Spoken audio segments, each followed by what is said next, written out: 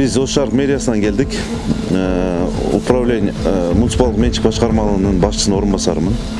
Бүгүнкү күндө биз жанагы рейдтер жүргүзүп өзүңүздөр көрүп атасыздар. Сиздер иштетип аткан, по-моему, ижарачы болушуңуздар керек сиздер, кандайдыр бир аймагы бизге тиешелүү, анан кызыл сызыкка чыккан боюнча архитектурадан бүгүнкү күндө бизге кат келди. Ошол жерлерди сиздерден да колдоо керек, бошотуу максатында. Биз азыр эскертүү беребиз, ошону алып калсаңыз,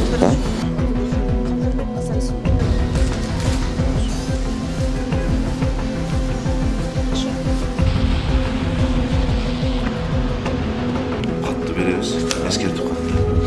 3 күндүн ичинде бузуп алып салып кетчи. Мына немени?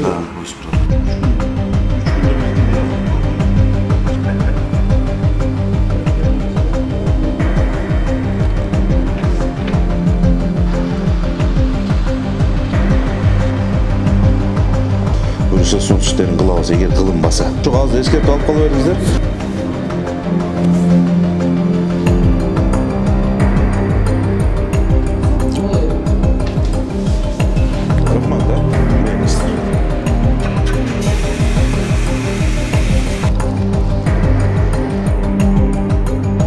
Азыр архитектурадан бизге кызыл сызыкка чыгып кеткендер боюнча катты келди. Эскертүүнү алып калсаңыз, ошол негизде иш алып барабыз. Негизинде сизге эскертүү беребиз.